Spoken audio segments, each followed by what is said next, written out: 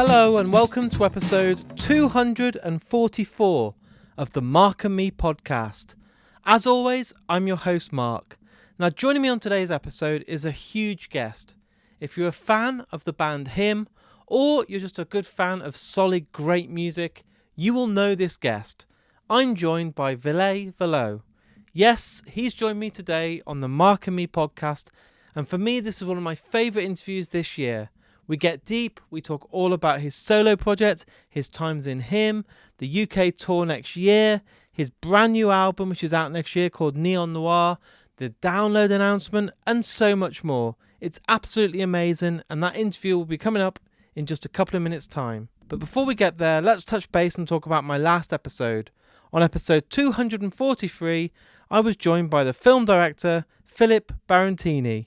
We got to sit down and talk all about his absolute masterpiece, and I really truly mean that word, Boiling Point. One of the best British films I've seen, one of the best films of the year, and again the response was amazing. So thank you to everyone that tuned in and listened to that interview. But today it's huge, one of the biggest guests that's ever been on Mark and Me, Ville Valo, and I can't wait to get to it. So here's me and Ville talking all things music. First of all, thank you so much for taking the time to come on the podcast. It's an honour to have you on. Likewise, it's a pleasure. What I like to do for the listeners out there is take it right back to the very start. So tell me about those first albums that you remember buying. Maybe you were a kid or maybe your family were playing them in the house, but those first albums that you fell in love with that made you basically adore music. The first album I ever bought with my own weekly allowance, I collected my pennies and I put them together for Animalized by Kiss. I think was 84, and it was advertised on TV, and that was the hottest stuff on the block at the moment. And I was a huge Kiss fan, as a lot of Scandinavians were.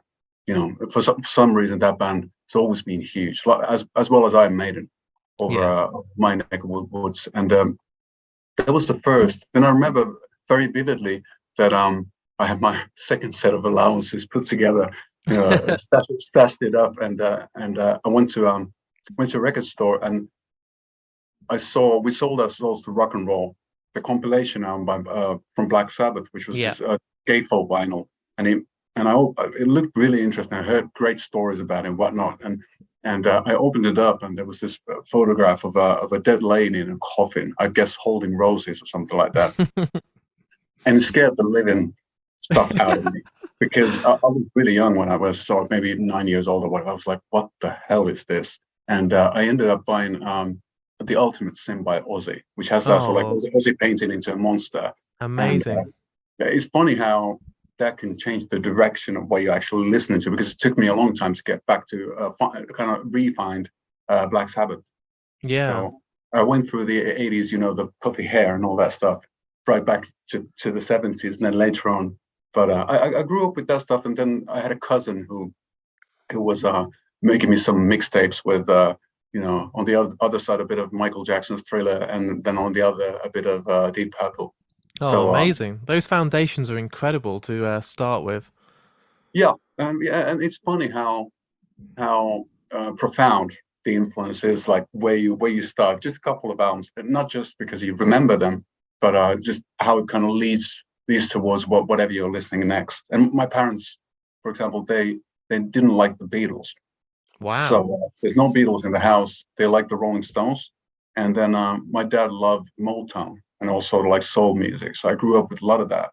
Plus then local Finnish music, more sort of, what would I call it? Like of the sort of folky stuff, or Nick Cave sort of moody Leonard Cohen. Lovely! What a nice mix! What a collective mix. Well, I mean, it shouldn't be like that when you're liking music. It should be a varied set. It's the same with food.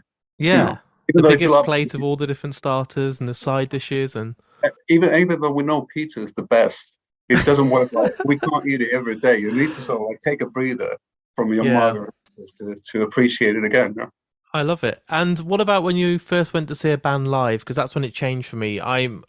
I'm now 40, so my first gig, proper gig, was Green Day on their Dookie tour. So I was like, wow, like punk rock in my face, three people playing a lot of noise. But what was your first gig where you remember the hair sticking up on your neck and you were just like, this is mind blowing? I'm turning 46 in a week or so. So my first gig was because I just checked it out. Was Iron Maiden at the Helsinki Ice Hall on November 16, 1988, if I'm not mistaken. Wow. And Wasp was supporting. They were touring with the Electric Circus and Iron Maiden were touring with the Somewhere in Time, with Wasted Years and all those songs, which is great because now they're going to be touring the same sort of theme next year. So I was Yeah. thinking of coming back because I did buy the T-shirt. I have the original T-shirt from the first gig I ever went to, which was Maiden. That's So incredible. it kind of fits, but it's Yeah. all filled with holes and all that stuff. I was thinking if there would be a chance to meet some of the guys, maybe Steve, because he was one of the reasons I started playing bass guitar. That was my first instrument. To get the T-shirt signed or something, that'd be That'd be amazing. amazing. Mm-hmm. You'll be like, wow, this is a great copy. And you'll be like, no, it's an original. Yeah, indeed, it's the real thing, the real deal. And I've actually worn it on an occasion. It doesn't, well, I've changed a bit, but now that it suits me fairly well. That's amazing. And when you went into wanting to be a musician and an artist and a songwriter, did you have the full support from your family? Because you said that, then there's no Beatles in the house and they listen to Motown. So when you were writing songs, were they telling you to get a real job and focus on a proper career, or were they very supportive and knew that you had a talent? I think they were hoping that I'd continue studying, but then again, of course, they understood that music was the only thing I cared for, Yeah. and they supported me by buying the first instruments for me, like the bass guitars, when I was going to music school when I was maybe 9 years old or something. And I think the biggest thing was that I quit school around 17 or so, and my dad helped me out with my first rents, so I was able to actually live on my own in a really small flat right when we had formed him, and only to concentrate on the music. I remember the rest of the guys in the band, they had to work all sorts of menial jobs, and it's tough if you want to build a world, create your own little sort of fantasy land, which a good rock or a metal or whatever band should be. It takes all the effort. It takes all the time. It takes 24 hours to sort of like every day to build it little by little, your own vocabulary and your own mood board or whatever you want to call it. I always consider those kinds of bands to be important for myself. They don't have to be rock or metal. Or Depeche Mode is a good example. Yeah. It's very involved, their whole Corbin, the whole visual aspects of it, and lyrical aspect, and it is a journey.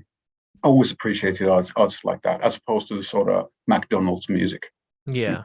And now in hindsight that you can look back on him, it's been obviously nearly 5 years now since you did your final tour, but now that you have that chance to break away and look at it as a memory instead of being in it, did you ever believe it could be as big and how kind of cult it became? Because if you look at the size and the scale of your fan base, you couldn't have even dreamed of that.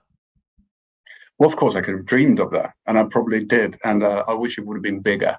But to be honest with you, coming from such a small country, doing it the hard-headed, sort of stubborn way we did, without kissing any unnecessary butts, it's pretty darn amazing to be able to, make a living off of music, and then also for such a long time.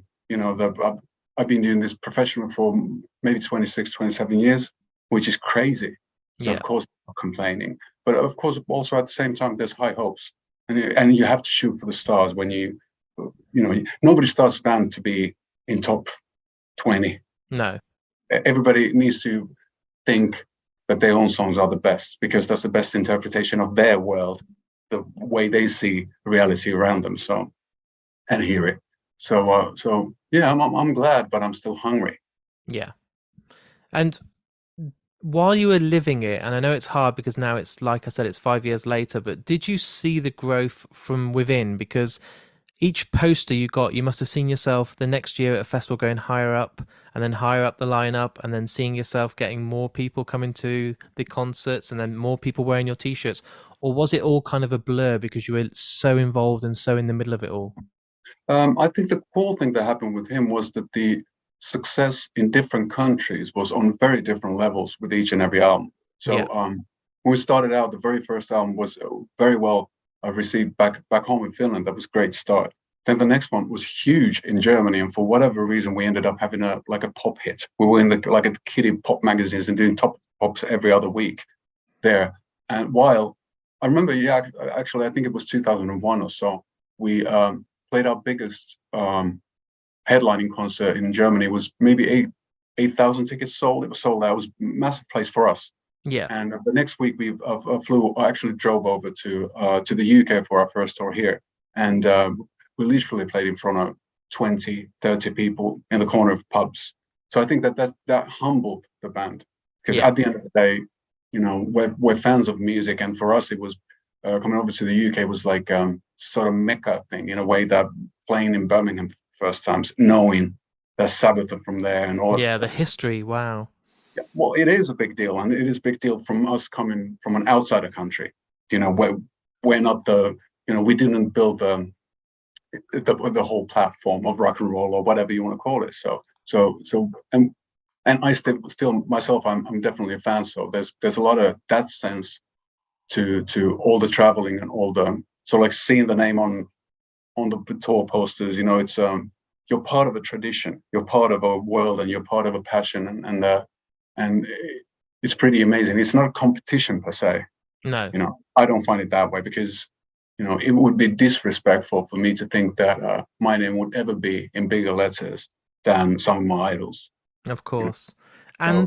And I kind of, when you wrapped it up, do you feel now there's any regrets, or was it the perfect time? Now it's 5 years later to look back. Were you happy the way it ended and the way you got the final tour, and that people were, you know, came in their floods and absolutely adored everything you did? Do you feel you went out at the best time? The sort of farewell tour, it went great. It went way better than expected. I remember our manager saying that nobody wants to see you anymore. I think the band is done. You know, just call it quits. And we were like, no, we want to do this one little trek around the globe, if at all possible. And then it went super, super well. So that part was great. But now thinking, as I am turning 46, I'm thinking that maybe we should have called it a day a bit earlier. That would have enabled me to do a few more albums in the future. I feel stuff, you know, I can see the end. So yeah, it's quite interesting. It's I think we really tried. We didn't leave any stones unturned regarding being sure about calling it a day. Yeah. So we really discussed it. We really tried to work on new material, but it felt that we just didn't like it anymore that much. We appreciated all the work, and we appreciated all the albums we've done, but working on new materials, it seemed that everybody had better things to do, which is not the correct way to be in a band. It needs to be It needs to be a focal point. It needs to be, at least to me, it needs to be the center point and the focal point of it all, of a life. So in that sense, I'm really proud that we did call it a day when we did, because it would have been travesty to continue it any further. We weren't really fighting about stuff, and that's probably the worst, because bang is way better than a whimper, in it. That's a hell of a good quote.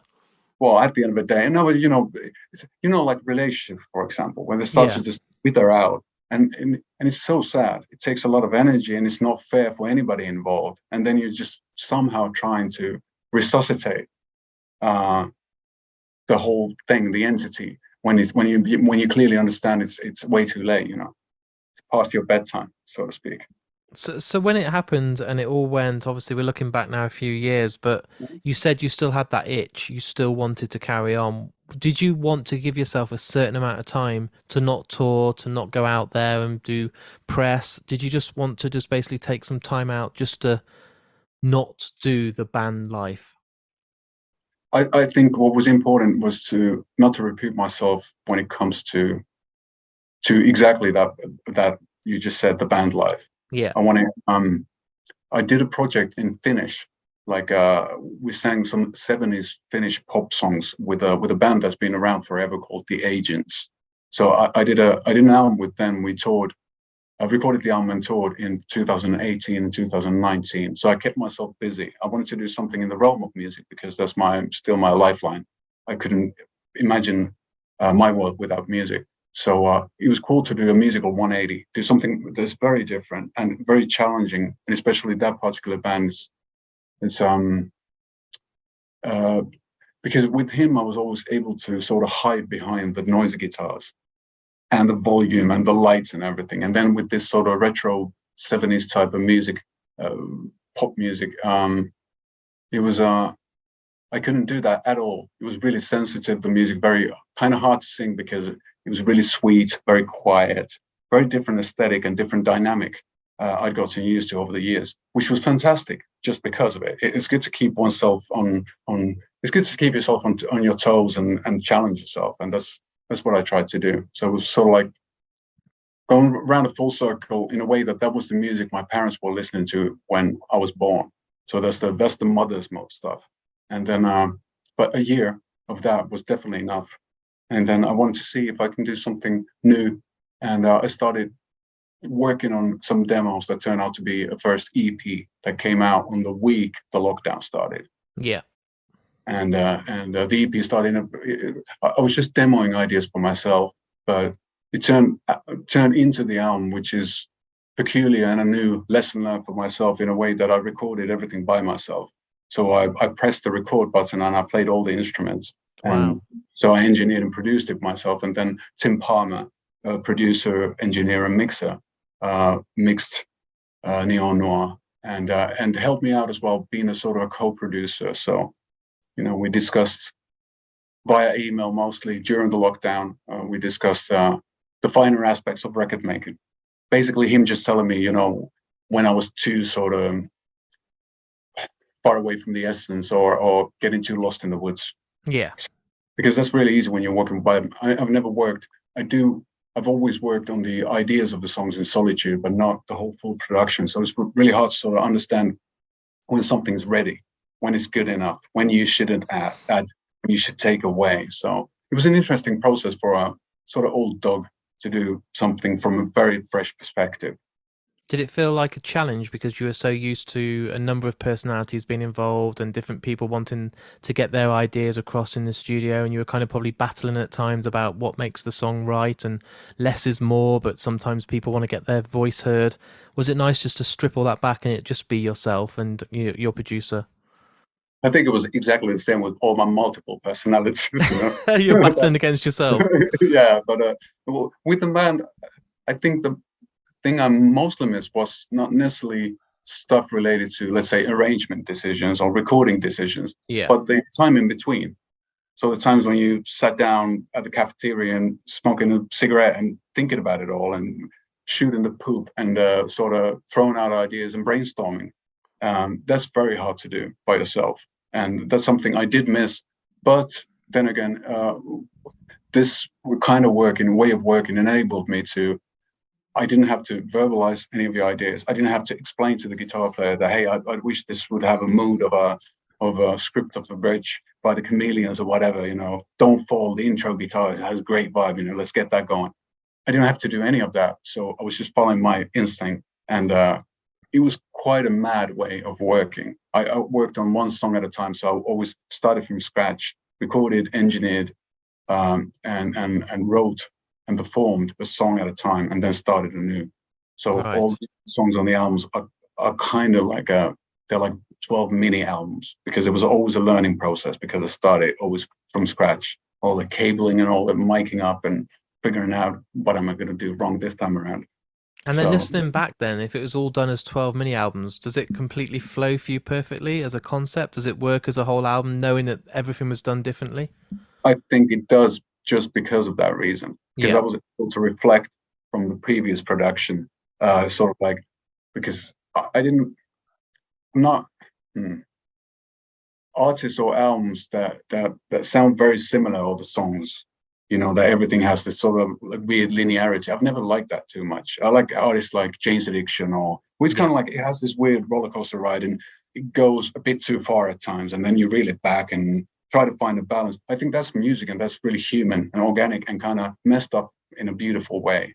If it's just the same old, it's just it feels it can be too repetitious. There's a lot of rules. There's a lot of there's in Western music. There's a lot of rules. You only have set amount of notes to play with and all that. But everything else is up for grabs, and to do things differently. So I thought it was a great way of working, kind of slow.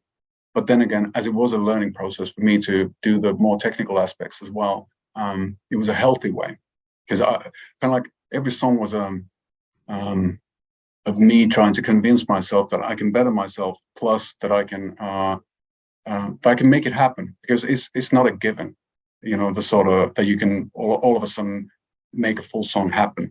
It actually comes out of speakers and it sounds like a band playing, and there's guitar, there's all the stuff you need and required in music, and it's pretty special. But then it felt very intimate. Definitely. And that's something I hope that maybe resonates somehow out from the album into the listeners' ears as well, that there's something endearingly messed up about the whole thing. It's wrong in all the right ways, because that's how I like my music. Perfect is terrible. We're always looking for the sort of like the perfect imperfections or the beauty marks. That's what sets us all apart, us musicians. So it's a constant journey, and it takes a while. It was what I find the most exhilarating thing about this operation was the fact that how making music can feel so fresh after all these years. How like relearning and refining all these little tiny nooks and crannies of musicality, how exhilarating it can be. It's crazy and it's fantastic, because it's always been the lifeline. It's been my only hope. So I'm glad that I could make it happen, and we are again. It's weird. When you were in the studio and you were sat there recording Neon Noir, were you thinking to yourself consciously that these songs need to work live? Like, you don't want to sit there and do 20 overdubs of different drums and synths and guitars in case you can't then transcribe that to stage, and then when people come and see you can't actually physically perform the song to that state? Or were you just doing it how you wanted to do it for the listener? And for myself. So it needs to be, I think, full-blown Beach Boys. On a bad trip and too much fussy. Too much acid. Yeah, indeed. Added to the proceedings, but no, I've never thought. I've always thought that bands like, let's say, Black Sabbath, are a very good example in that their albums are very different from how they sounded when they played live, and I think that's the beauty of it, because when you're playing live, it's more raw and it's more in that moment, and the ear candy, so to speak, can be wondrous. I love wonderful sounding albums, and the sort of like they create a world of their own, that sort of fantasy land of sound and rhythm, and it's and I never thought about playing a single track live when working an album, and I never really did when we were working with him either, because we thought that that's not a good. You'll always find a way how to perform a song a way that it works live if required, but it's cool when there's a lot of like two drum sets playing at the same time, and gazillion synths and a million vocals and all sorts of weird stuff, because I grew up with the Queen and listening to all sorts of weird stuff, so I find it I find experimental albums. I'm a huge fan of Jethro Tull and Yes and all that proggy stuff as well. So I think an album at its best can be a soundscape from somewhere else. It's a sound of the other, in essence, and I find that really exhilarating. Of course, there's exceptions that prove the rule. Some really direct, AC/DC sort of stuff. So it's very balls to the walls and in a perfect manner. But that's the cool thing about, and the lovely thing about music in general. It goes always both ways, and on so many different levels that I'm sure that everybody will find something that does satisfy their curious fetishes.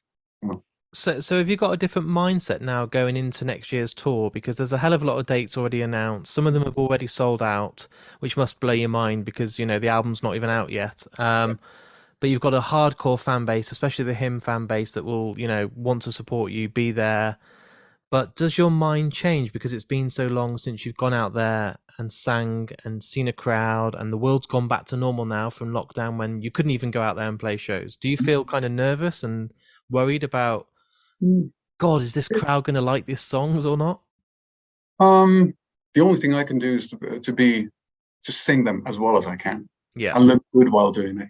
So and that's not an easy feat. It's a hard task. I need to, get my chops together on both sides. But of course I'm nervous. I think a healthy amount of butterflies is required to do what I do. And there's only been a few times in my life when I haven't been nervous before a gig. Usually those gigs are the worst because it means your heart and your soul, or whatever you want to call it, you're not really into it. So I think it's important. I'm excited about next year, especially for the reasons you mentioned, that there are in a lot of places the gigs are being sold out, and a lot of tickets.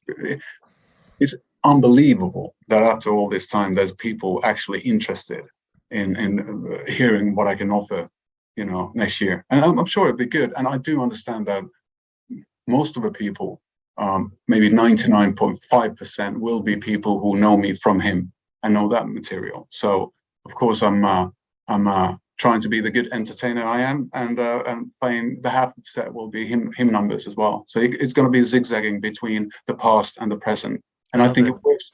Yeah, I think it works nicely because songs like the new one, Echolocate Your Love, and we're playing Rip Out the Wings of a Butterfly right after. They work really well together. There's been there's 20 years in between, but with a new band, and it's the essence of the music, the core of the music is very close. They resemble each other very closely. I was kind of weirded out by that, since I thought that now it's a clean slate and I'm going to work on my solo thing. I thought that it would find its way to be somehow very different. So finding myself in sort of similar place was quite life affirming, in a way that it meant to me personally that I've been right all along.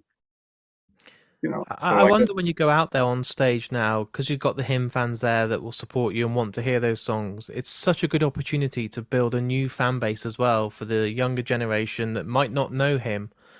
Your music could touch them, and they might not then go and discover him because of this solo act, which would be surely a dream come true if people come to see you for you. Indeed, but it's that's sort of. I've never understood how an artist can build a fan base. I think a fan base does build itself, because once the music is from my hands, it's the people's decision whether they want to listen to, whether they feel that there's something that resonates, and they feel closely enough to their stuff, so they're actually willing to not to buy the Rammstein album, but to get Neo Noir. So the only thing I can do is to make the best album I can, and a heartfelt and an honest album, and there's something that's hopefully unique, and that's the important bit. Afterwards is all, and it's nice that it's not my decision. That's the cool thing about it. That makes it beautifully nervous, and it gets me the butterflies. That there's a sense of playing the lottery sort of thing, and a sense of Las Vegas in it. At the roll those dice. Exactly. So I find it. I find it both of those things important. You have to work your ass off to be as good as you can, and care about music, and believe in what you do. But then at the same time, it's you have to be a bit cheeky. With all the insecurity comes the cockiness. It's this juxtaposition of all these ideas musically and vibe wise, and I think egotistically as well. I think that's only natural. And with the album being complete and going out there in the new year on this tour, surely it's not going to be another 5 years till the follow-up. Are you already in your head writing new music all the time? Are you thinking to yourself, actually, the songs that didn't make the album, which I would love to still release in the near future? I have my ideas, yes, but I think the most realistic way is to be honestly just keep on continuing this path first. To get the tour out of the way, see how people respond to the material. Because if they don't like it, if something should happen, it doesn't make any sense for me to continue. Because the reason to release music is to get it out to the people and hopefully communicate on some weird non-verbal level. And otherwise, I could just write music for myself and keep it to myself.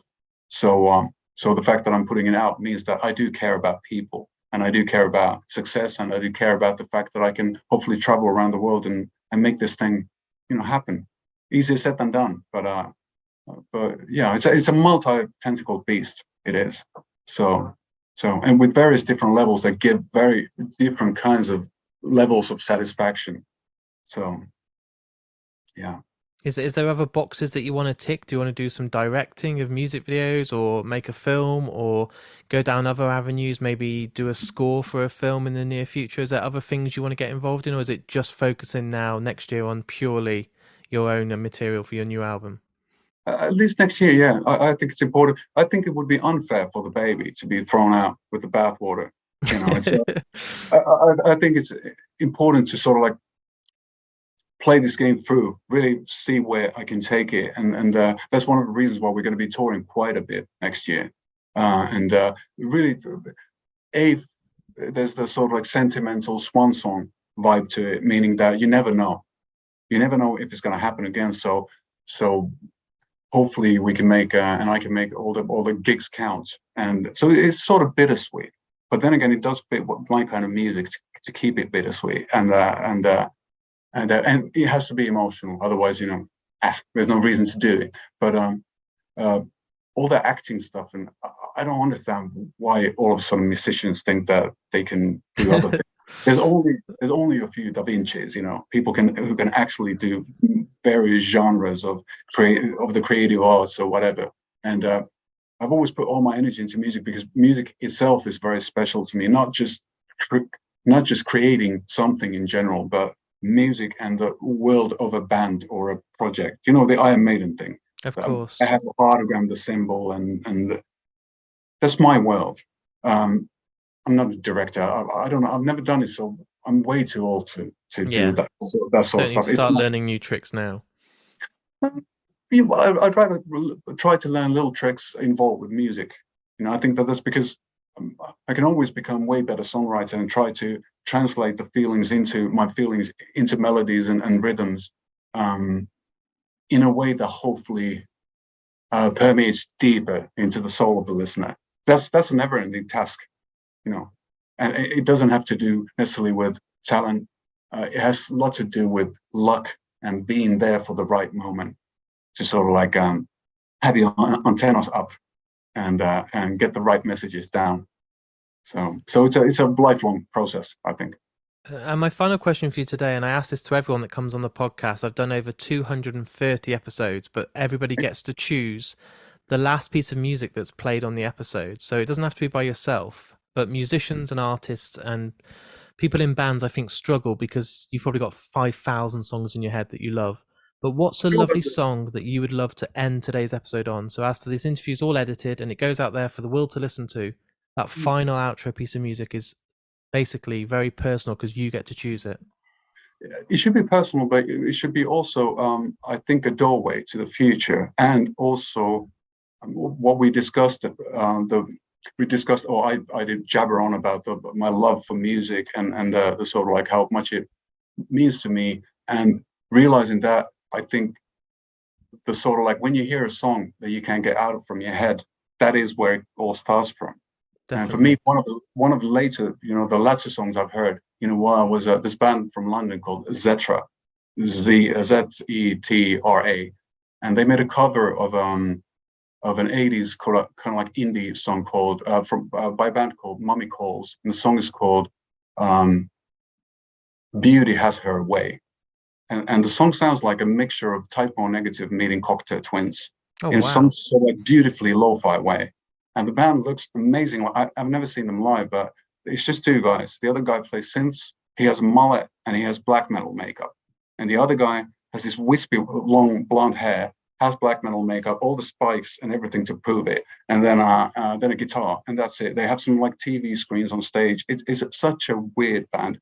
But those kinds of things make me believe in rock and roll and music in general. That all of a sudden, out of blue, comes this weird concocting combo of weird people doing weird things. And that's what music should be all about. And they've been rocking my world now. So that's amazing. What I love about this, some people pick like a classic, like, oh, I'll pick Led Zeppelin or the Beatles, but the fact is now I'll go and check this band out, and I'll be ended up going down this rabbit hole, listening to loads of new music, and now I'll discover probably one of my new favorite bands. So I love when someone brings something new to the table. it's a good rabbit hole to have. Yeah, it sounds a good one. I like the concept, and if I get to see them play, I'll try and get there as I've soon heard as I that can. I think they've just been signed.